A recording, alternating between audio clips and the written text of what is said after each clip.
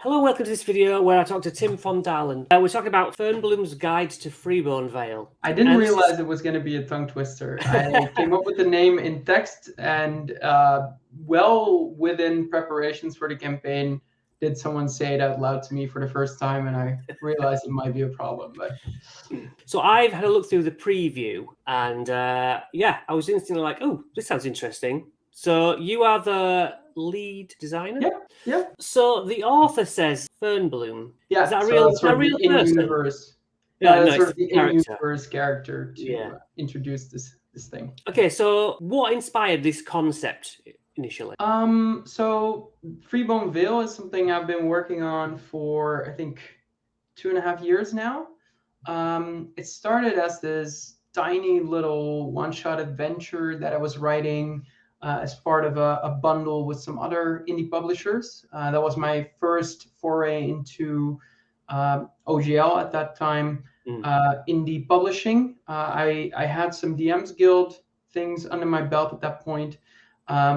Wasn't really that interested in working outside of the established IP. But then I got the opportunity to join a group of publishers that were doing this bundle of independent stuff. And it was just really fun to jump on that with them and figure out where do I go if I don't have access to all of this IP. So from there, I kind of started to think about this one-shot adventure, your classic stuff, cults trying to get powerful artifacts. And I needed a region to set it in. And that's what became Freeborn Vale. The region is defined by sort of this grandiose old forest and these high mountains. It's like sort of an alpine region. But then on the other side of the valley, there's this desert area that's like super spiritual, lots of crazy stuff happening over there. And sort of in those extremes, there's a lot of room for adventure. And I came up with the concept for that one shot, some random encounters there, a little bit of travel through the valley, but not too much. So that adventure just focused on the adventure and not so much on the actual valley. And then last year, I ended up doing Murder in the Shielding Peaks on Kickstarter, which was a follow-up adventure that's also set in Freeborn Vale, but that focuses more on the mountains and the glacier that's beyond that. So then I had these two adventures in this place that I was starting to get more excited about. And then I think at this point, a good year, maybe a year and a half ago, I started working on Fernbloom's guide in earnest, which is my sort of mini setting guide to this region. So it was primarily aimed at those that were already familiar, or when I started it was primarily aimed at those that were already familiar with the region through the adventures. But I think now it's a good intro to the region as well. But it started out as a way to give some more background to this region that people may have already played these two adventures in. And from there it grew into sort of the region was already defined, but this project was really the opportunity to fill in all of those little gaps. So we had these big locations. We were able to go in with the team, not just myself, to go in there, add some more depth to that, add some more encounters, some more adventure seeds. My goal with this was really to make it actionable. I have a lot of products that are great to read as lore, but that aren't immediately useful at the table, and that's still like you need to spend a good chunk of time to sort of turn them into a session. And with this product, what I really wanted to focus on is that actionability for the DM, just being able to grab it, run it, and kind of use it right away. So that's why pretty much every page is focused on this is how you use it. This is how you turn it into something that you can immediately start running and get some adventure out of. Yeah, so there's multiple products. That's really good for a start. And can you share some insights into the design process then? So when you sit down, are you thinking, let's get a new area, new monsters, or how do you approach expanding something? Yeah, I think for me, when I first start working on a product, It isn't that much of a sitting down and doing it thing. It's something that sort of builds in the back of your mind as you go about other things. Yeah, So I try to come up with a sort of a framework or a skeleton almost to hang some stuff on, and then sort of refine that.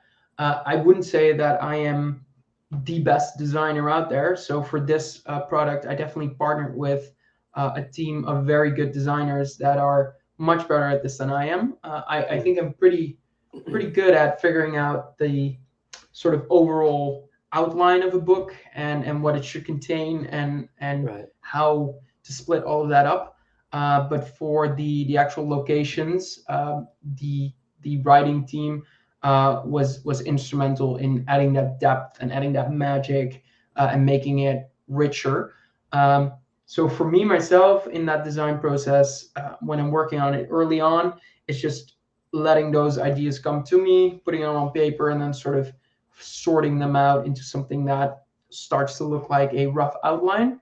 Yeah. And then from there, get help from other people. I just love the collaborative aspect of that and being able to bounce ideas off each other. Was there a big challenge along the way? It's the third one, yeah, but in scope, it's so much bigger than what I've done before. What I also wanted to do with this one is have it be finished before I went to Kickstarter. What I did with the previous book was go fully print on demand. When the book was done after the campaign, people would get a voucher to get the book at cost, but they would still have to pay for printing and shipping themselves. With this campaign, what I wanted to do was make it much easier for backers, sort of collect both printing and shipping as part of the campaign, no extra charges afterwards, keep it nice and simple. But that meant that in order to get good estimates for shipping, I had to have everything finished. And it was just a lot of powering through and making sure I finished everything. Because in the beginning of these projects, it can be very fun to sort of come up with all the stuff you want to put in there. But at the end of a project like this, it's just like push it through and make sure that you dot all your I's and cross all your T's, get it edited, get it laid out, make everything work. And that actual process of finishing it was pretty hard this time around. Still, I'm super proud about what we made. And I think I have within arm's reach. One of the things I also wanted to do with this campaign was add some more physical stuff that people could play with. I had some tarot-sized cards in the past, which are pretty nice, but I kind of wanted to go all out on that. So one of the original ideas of this, I don't think it's in the preview.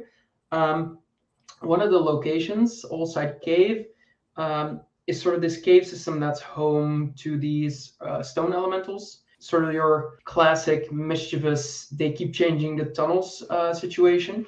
And so I made this deck of map tiles that sort of connect. Now I'm doing it in a mirror.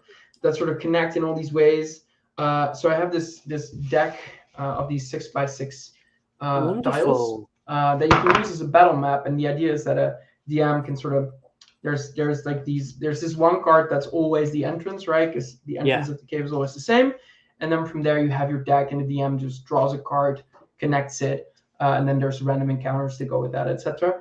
But this is one of the things I wanted to do with the product is have some more physical stuff. And I know lots of people play with just purely digital, and that's fine, and I like that as well. But I also like having something to hold in your hands and sort of touching it. And it feels, I know it's not true, but it feels like more of an achievement if I've made something physical. So that has been a very rewarding part of the process. And this is one of the things. Other things include now a poster. It's about this big, a map of the region. And some more card decks as well with random encounters and stuff like that, which has been really fun to make as well. But that also means that production time was just way longer, because obviously I had to make these, but the printer I'm working with is so for books I print in both the UK and the US.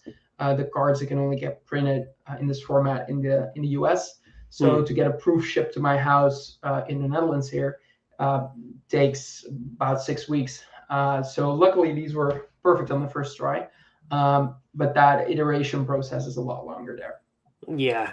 With it being your third project, I was going to say, did it get easier because you learned your lessons over time, but you've gone bigger and bigger. So yeah, I think that's so it's my third in this sort of series, and as an indie publisher, I've done some guild stuff before, and also some bigger print books over there. But I think in general, I do try to keep challenging myself. I mean, that is just in my nature. I do like that. That's what makes it. That's what keeps it interesting to me. Like I love working on these things. I love the region we've created, but the sort of challenge of adding more stuff, doing it bigger, expanding is really what drives me to sort of keep innovating and keep going with this. So yes, I think in some ways it gets easier. But I also like to make it harder for myself. So do you get feedback along the way? So for this one, as you can see on the Kickstarter page, I managed to amass quite a team. And that's mainly people I've worked with before on other projects that were usually smaller in scope, but people I've sort of gotten to know and know what they're good at and like what I can trust them with. Yeah. So for this project, most of the feedback along the way was from that team, like from internally. I think that was good enough for here. It can get hard to do it fully without feedback. I do have a good community of other creators around me that I can bounce ideas off. But I think that is mostly useful when you're talking about form or business stuff or marketing stuff. Yeah. I think everyone has their own creative process, and for that stuff, I think the internal team sort of is the way to get that feedback. I know a lot of people like to also do some Patreon driven development where they sort of like make some stuff available early on for feedback, like and then include that in a larger book. Yeah, maybe like a playtest or something. That is one way to do it, but I currently don't have the discipline to sort of keep up with that production schedule.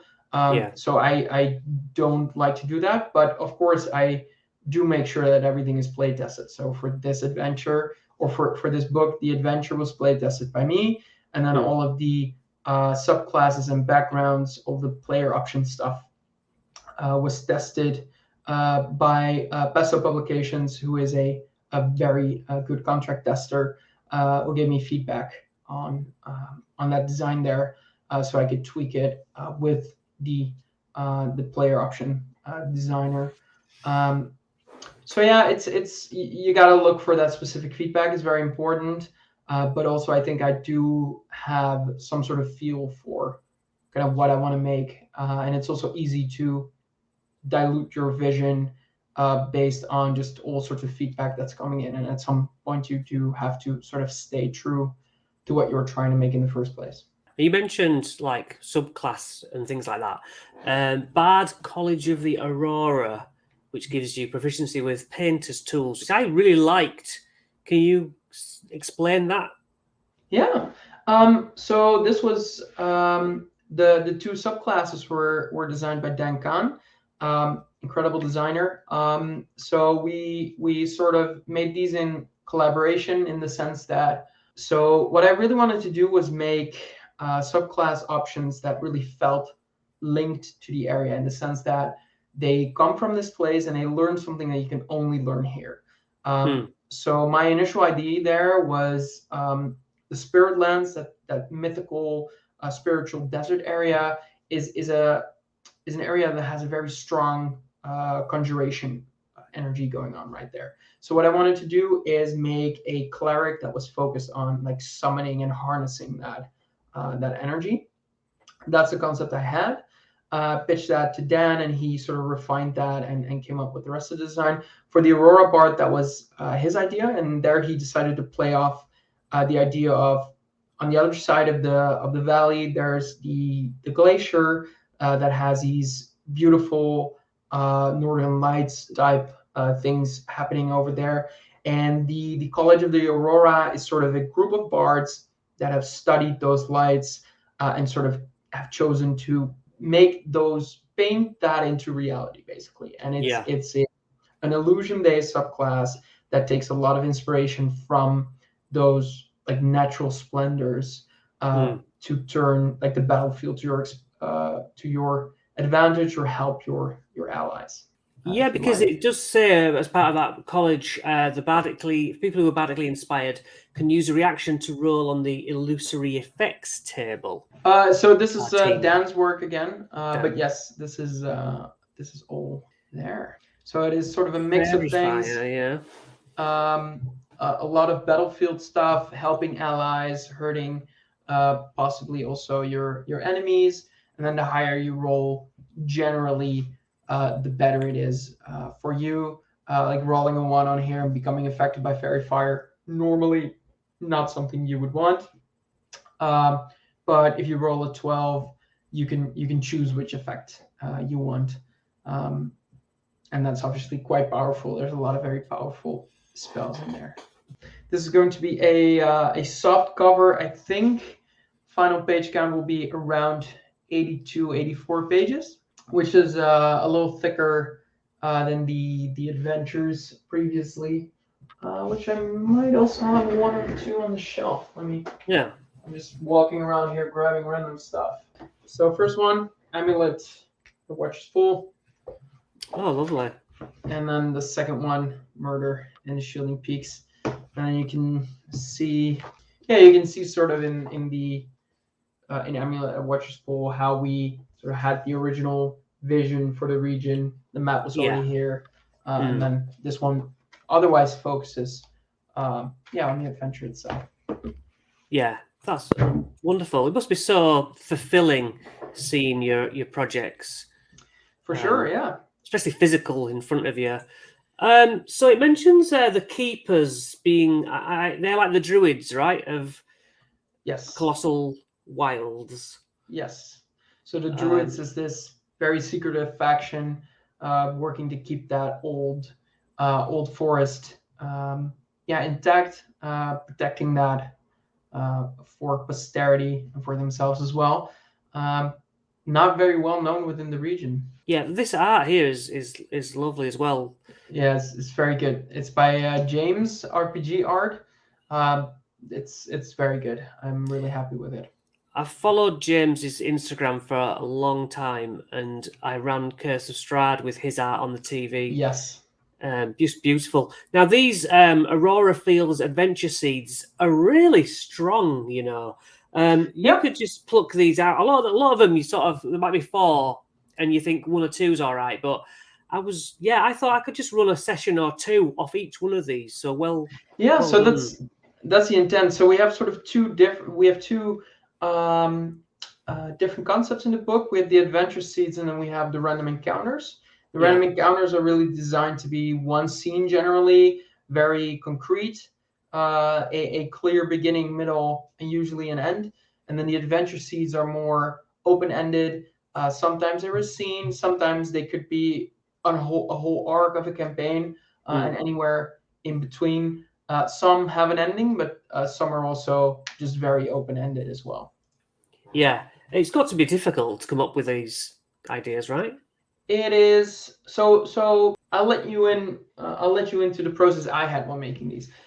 So I wrote a couple of those tables, not all of them. So all of the designers that worked on the locations did those tables for their location. But for the locations I did, what I try to do, I would generally try to showcase each of the sub areas of this of the area you're in one of them. Usually like 2 or 3 of the 4 adventure seeds generally are